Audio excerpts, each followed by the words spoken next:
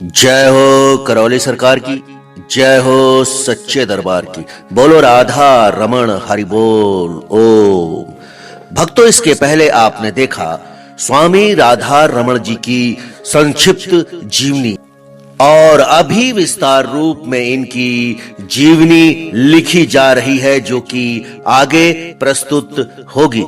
तो आइए आज हम चलते हैं एक ऐसी घटना पर, या कहें तो स्वामी राधा रमण जी की एक ऐसी घटना जिन घटनाओं ने, जिन कार्यों ने उन्हें एक असाधारण व्यक्तित्व प्रदान किया और वह आगे आने वाले समय में न जाने कितने लोगों के कष्टों को हरते चले गए। तो आइए आज हम चलते हैं एक ऐसी ही घटना पर। वह घटना क्या थी?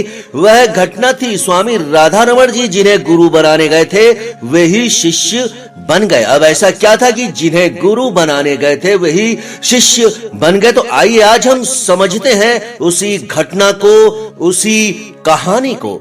श्री राधा रमण जी मिश्र जी बाल्यकाल से ही सत्य की तलाश में रहते थे, विशेषकर तंत्र विद्या की।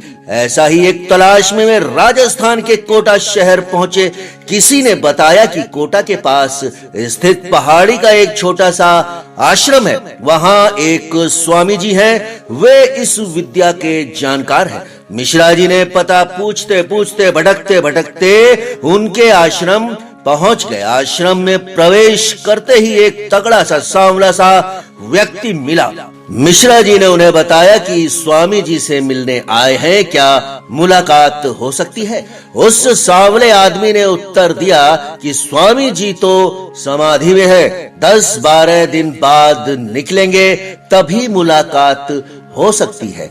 अब शाम हो गई थी, इसलिए मिश्रा जी वहीं रुक गए। खाने का समय हो गया था, अब उन्हें कुछ भूख भी लगी थी। तब उस सांवले व्यक्ति ने एक मुट्ठी भर कच्चे चावल हाथ में लिए और स्वामी राधा रमण जी को दिए और कहा, इन्हें ले जाओ, ये जो झरना बह रहा है कपड़े में बांधकर उसमें लटका दो, कुछ देर बाद निकाल लेना। अब स्वामी जी ने सोचा कि यह क्या कह रहा है कि कच्चे चावल को झरने के नीचे रख दो, इसके बाद इन्हें निकाल लेना, यह तो चावल बेकार हो जाएंगे। लेकिन अब स्वामी राधा रमण जी के पास में सोचने का समय नहीं था, रात बहुत हो चुकी थी। मिश्रा जी ने बिल्कुल ठीक वैसा ही किया जैसा कि उस सांवले व्यक्ति ने कहा था। गजब सा हो गया, मुट्ठी भर चावल पककर पूरी खुराक के जितने तैयार हो गए। केवल वे ही चावल खाए, बाद में बताते हैं कि वह उनके जीवन का सबसे स्वादिष्ट भोजन था। रात हो चुकी थी, मिश्रा जी सोचते रहे कि उद्देश्य पूरा नहीं हुआ। चिंता भी हुई, इसी चिंता में सो गए। अगले दिन सवेरे सवेरे तब तक वे सोए ही थे कि स्वामी जी स्वयं वहां पहुंच गए, जिन्हें समाधि में बताया गया था। स्वामी जी ने उन्हें जगाया भी। उन्हें सामने देखकर मिश्रा जी को झटका लगा। स्वामी जी ने सीधा सा प्रश्न किया, क्यों आए हो? मिश्रा जी बोले कि आपको गुरु बनाना है। स्वामी जी ने कहा कि मैं तुम्हें मिलूंगा, लेकिन अभी तुम वापस जाओ, तुम्हारा मित्र गोपी प्राण छोड़ रहा है, तुम नहीं पहुंचे तो उसकी मृत्यु हो जाएगी। मिश्रा जी यह सब सुनकर सन्न रह गए। वह सब सोचने लगे कि यह सब इनको जानकारी कैसे। दरअसल कानपुर के जनरलगंज के रहने वाले एक सज्जन गोपी मिश्रा जी के मित्र थे। गोपी उन्हें बहुत प्रिय थे, वह इन्हें अपना गुरु मानते थे।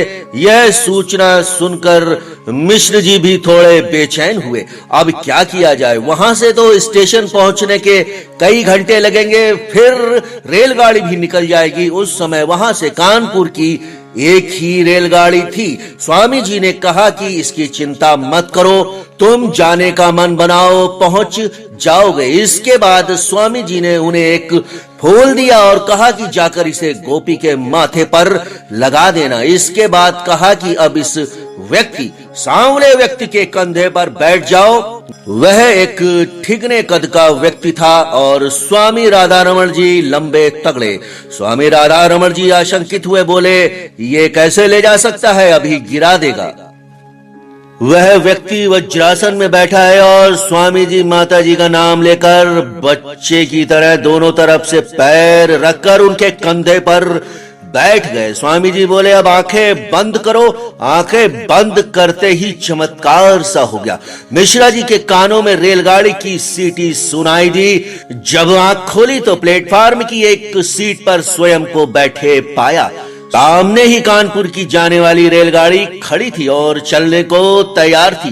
तभी टीटी दौड़ते हुए आया और बोला, महाराज जी आप जल्दी से गाड़ी में बैठिए, गाड़ी छूटने वाली है, यह अपना टिकट लीजिए। स्वामी जी अपना टिकट देकर गए हैं। मिश्र जी बैठ गए, गाड़ी चल पड़ी। मिश्र जी घटना को लेकर अभिभूत थे, प्रसन्न भी थे कि इतने सिद्ध पुरुष से मुलाकात हुई, पर हल्की सी निराशा भी थी कि जिस उद्देश्य से गए थे वह तो पूरा हुआ ही नहीं। पूरे समय वह यही सब सोचते रहे, जिस उद्देश्य से गए थे वह तो पूरा हुआ ही नहीं। जिन्हें गुरु बनाना था उन्होंने तो अपना शिष्य बनाया ही नहीं।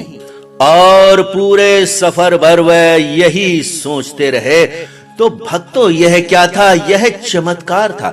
यह ईश्वर की दी हुई एक ऊर्जा थी और यह एक ईश्वर के द्वारा किया गया कार्य था, जो कि स्वामी राधा रमण जी के साथ में हुआ। तो यह क्या था? यह था ईश्वर के द्वारा किया गया एक कार्य, ईश्वर की एक ऊर्जा।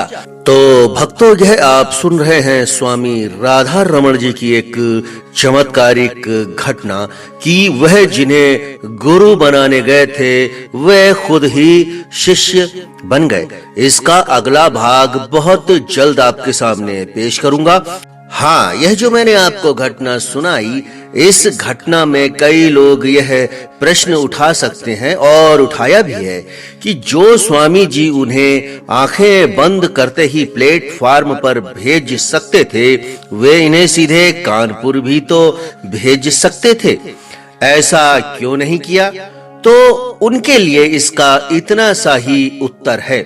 यह अगर वो समझदार हैं तो यह जवाब समझ जाएंगे कि कोई भी संत किसी मानवीय या प्राकृतिक व्यवस्था में तब तक हस्तक्षेप या अतिक्रमण नहीं करते जब तक कि बहुत जरूरत ना हो।